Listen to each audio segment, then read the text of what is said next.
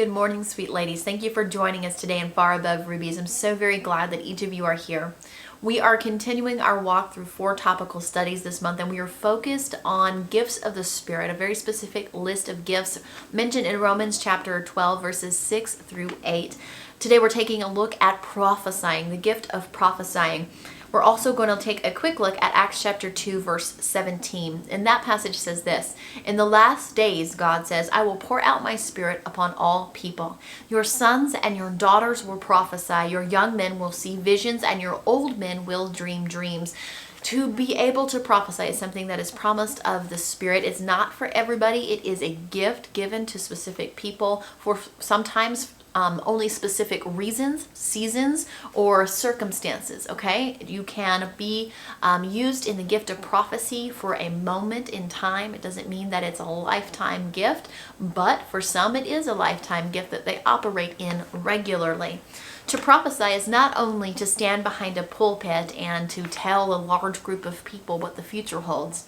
To prophesy can simply be feeling or hearing a word from God about something that's about to happen and sharing it by faith. Sharing it by faith. It's one of the scariest feelings in the whole entire world, because in that moment when you speak by faith, something that's going to come, you are not just standing on your own reputation, you're standing by faith on God's reputation that what He told you is going to happen. Something you can't see, something you maybe even can't imagine or understand, and you feel strongly to share it with someone that it's going to happen by faith. Romans 12, our passage, our base passage, Romans 12, 6 through 8, though, says that if God has given you the gift of prophecy, that you should speak out with as much faith as God has given you.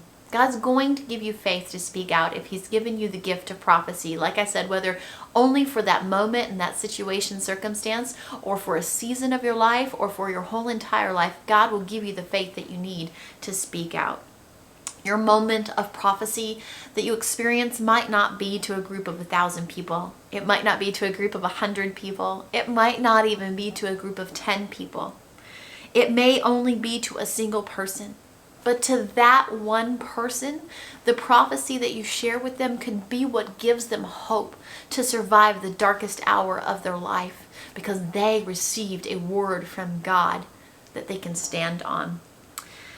Make sure that when you're sharing something that you feel is a prophecy for someone's life, for a group, or for a circumstance, that you're filtering it through. Is it positive? Is it uplifting? Is it encouraging? Very, very, very rarely is God going to share a word through someone else for a person that is a negative situation. Before you share something that is negative, that is a warning sort of prophecy, I encourage you to do a couple of things. One is pray about it ardently. Pray about it, and pray about it some more. Make sure that what you feel is accurate. Make sure that what you feel is from God and not your own flesh or fear speaking to you. And then maybe even speak to your pastor or pastor's wife about what you feel for that person, and ask them if they believe that it's wise that you share it. Because sometimes God speaks to us about another person, and it's for us to be able to pray for that person and help them and encourage them. It's not necessarily for us to share that negative thing with that person, okay? So you got to use wisdom there and a whole lot of prayer. But don't ever hesitate to share the positive thing that you feel from the Spirit of God for a person's life, okay? I'll use a personal example here, and I hesitate to do this. I don't like talking about personal example in this area. I could count probably on one hand the number of times God has used me in this way in my whole entire life. It's not a common thing. It's very, very situational, in my opinion, when God uses me this way. One of the strongest instances, though, that I can recall is a moment where I was at a conference with my family, with my husband and my son. At that time, we just had Finn. And we were worshiping. The power of God was thick in the place. I mean, where my head was down, eyes closed, and God was just doing His thing. It was, the Spirit of God was almost tangible in the place. It was so thick, okay? And all of a sudden, I heard God speak to me and say, "That girl behind you, the blonde one right there, you need to tell her that everything's going to be okay with the pregnancy." Okay, now you might think, hey, that's not so bad. That's a really positive thing, right? Except that this girl didn't look pregnant. And so for me to say that could have any number of ramifications for her life. I did not know if she was married. I did not know if she was having a hard time conceiving. I had no idea. And I said, okay, God, yeah, right, yeah, oh, I love you, Jesus, and kept going on about what I was doing. And again, so strongly, I felt God say, you need to tell her everything is going to be okay with the pregnancy. I was mortified, absolutely mortified, because that is not what I consider my gifting. It felt so far out of my comfort zone. Now, this is how I proceeded. It was not a wise way to proceed, but it's how I proceeded.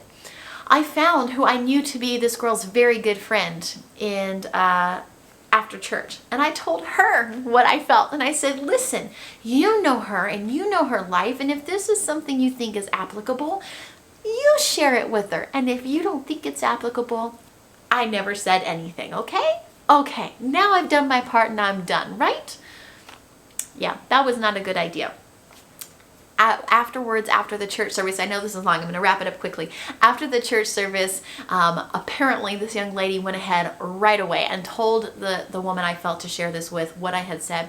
She got alone with me, found me, and I was like, oh, what did I do? What did I do? What did I do? And she said this to me. She said, we've been wanting to have a baby and struggling with whether or not it was the right time because we have so much going on in our lives and school and this, and they were married and so on and so forth. And she explained the many reasons why they hadn't been sure about pregnancy, about getting pregnant. And she said, your word tonight gave us the confidence to say, okay, we know what we've been praying about, that God heard us and he spoke to us and everything is going to be okay with getting pregnant. Hey, that was wonderful. That was beautiful. That worked out well despite my stubbornness in trying to get around God's word to me, right? She messaged me a few months later, about maybe close to 18 months later, and sent me pictures of her beautiful baby girl. And she said this, she said, in the middle of my pregnancy, we had severe complications, things that we thought we were going to lose our baby over. She said, but the word that you gave me at that conference, that everything was going to be okay with our pregnancy, got me through because I had heard from God. She said, and God took care of it, and God healed us, and God moved us through that circumstance and that storm. She said, and I just wanted to let you know. So see, the prophecy, that moment that God had me share that with her, it wasn't even about what she thought it was about at that moment.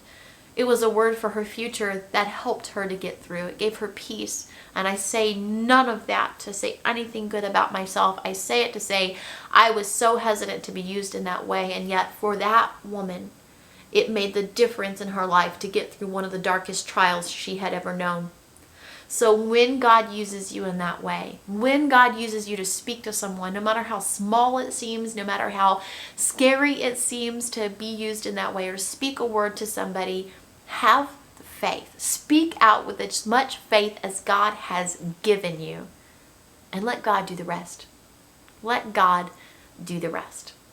I'm a little long today, so I'm going to wrap it up, okay? Speak out with as much faith as God has given you, because it depends on Him, not you. It's His reputation on the line, not yours, okay?